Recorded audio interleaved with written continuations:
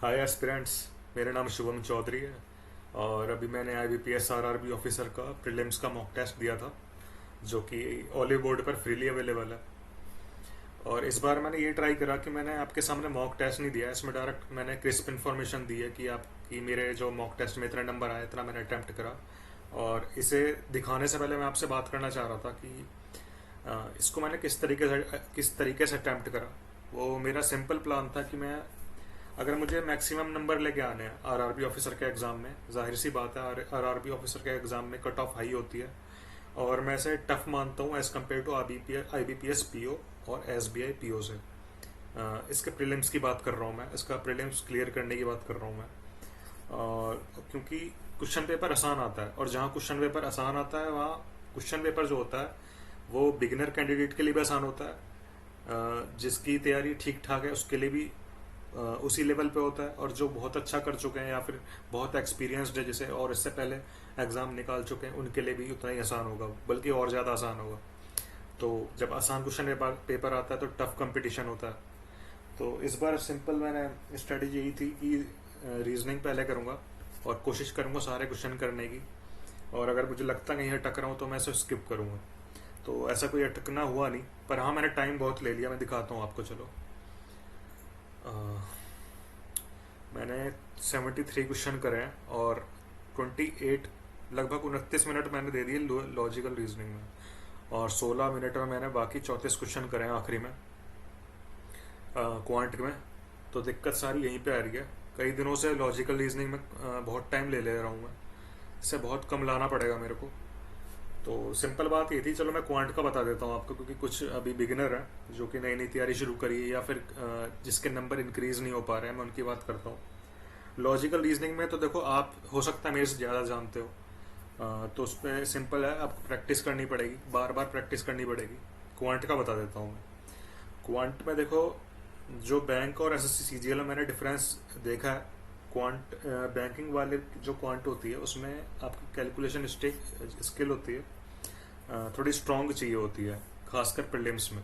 और जब मेंस आता है तो आपका अरिथमेटिक की कितनी नॉलेज है आपको, कितनी डेप्थ में नॉलेज है, क्या आपको एक्स से निकालना आता है, एक्स से वैल्यू निकालनी आती है, तो आप मेंस में अच्छे नंबर ले आओगे क्वांट्स में, अगर आपको एक्स से निकालना आता है, बेसिक्स आता है उसका।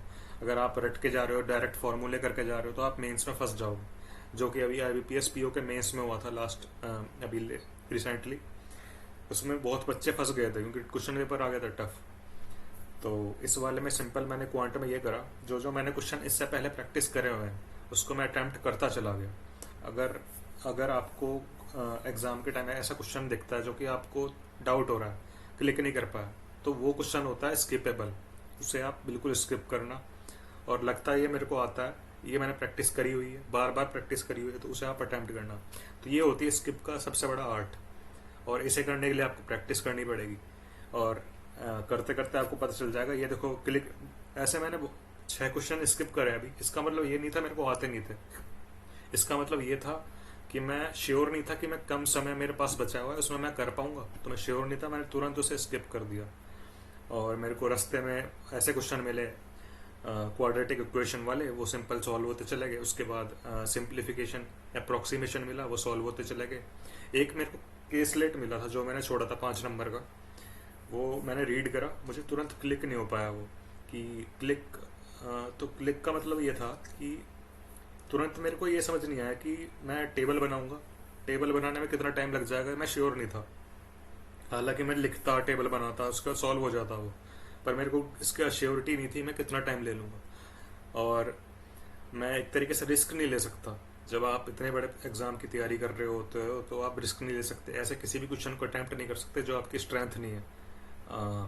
तो फिर मैंने सिंपल उसे छोड़ दिया और बाकी 34 क्वेश्चन करे, और एक क्वेश्चन मैंने अरिथमेटिक का छोड़ा, वो मेरे को तुरंत क्लिक नहीं हुआ। तो कुल मिला के 5 क्वेश्चन मैंने केसलेट के छोड़े और एक क्वेश्चन अरिथमेटिक का। लॉजिकल रीजनिंग में एक क्वेश्चन गलत हो गया, और मैं कुछ दिन से प्रैक्टिस नहीं कर रहा था, 2 दिन, करीब 3-4 दिन हो गए होंगे लॉजिकल रीजनिंग छूटी पड़ी थी। तो वही इसमें असर दिख गया, 28 मिनट चले गए। तो वही, जो भी बिगिनर है, क्वांट की ज़्यादा से ज़्यादा प्रैक्टिस करो, जो बैंक की तैयारी कर रहे हो भाइयों। और कैलकुलेशन के लिए हर दिन 10 मिनट एक तरीके से जिस तरीके से हम पूजा नहीं करते उसी तरीके से एक ऐप बता रहा हूँ मैं, कैलकुलेशन कुछ नाम का है, मेरे को ध्यान नहीं आ रहा। उसका मैं डेली करता हूँ, डेली मतलब 2-3 सेट लगा लेता हूँ मैं उसके। 2-3 सेट का मतलब है ऐसे आते हैं उसमें 2 डिजिट के मल्टीप्लिकेशन आते हैं। और जब भी आप मॉक दो उसे दे लो, उससे पहले कैलकुलेशन की प्रैक्टिस कर लो, तो इससे आपका दिमाग जो है एक तरीके से क्रिकेट मैच की तरह सेट हो जाता है दिमाग। उसके बाद जब आपको बॉल दिखने लग जाती है, बॉल फुटबॉल की तरह दिखती है, तो आपका दिमाग उतनी तेज़ी से काम करने लग जाता है।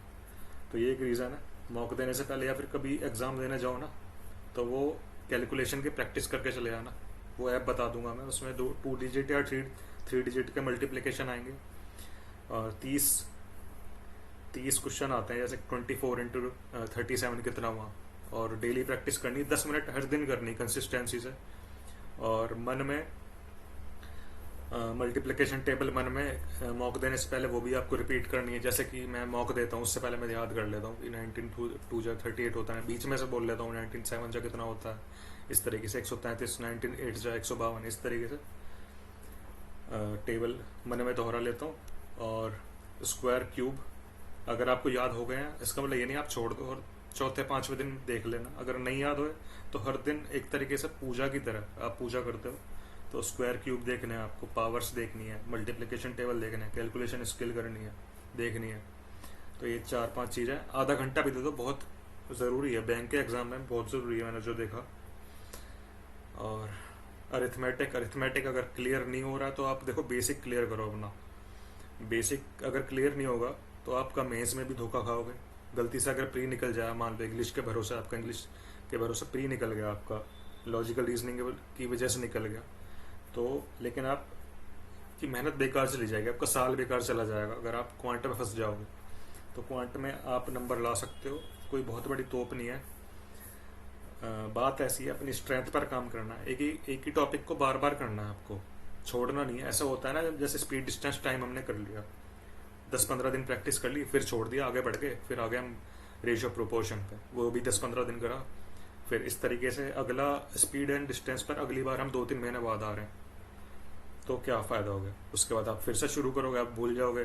तो लगातार प्रैक्टिस करनी है, एक साथ 2-3 चैप्टर को लेके चलो। जैसे स्पीड को भी साथ में पढ़ रहे हो आप, रेशियो प्रोपोर्शन की भी साथ में प्रैक्टिस कर रहे हो, 2-3 चीज़ें एक साथ, 2-3 चैप्टर एक साथ पढ़ो, प्रैक्टिस करो, मतलब ये चीज़ है।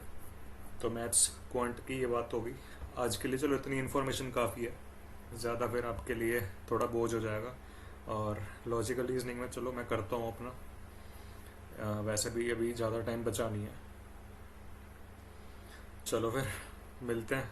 और जितने भी भाई सुन रहे हैं, जो भी भरोसा करते हैं, मैं चाहता हूँ प्रैक्टिस करें, पढ़ाई करें, क्योंकि उनमें से एक कैंडिडेट भी निकल गया, तो बहुत खुशी की बात होगी मेरे लिए। तो लग जाओ भाई।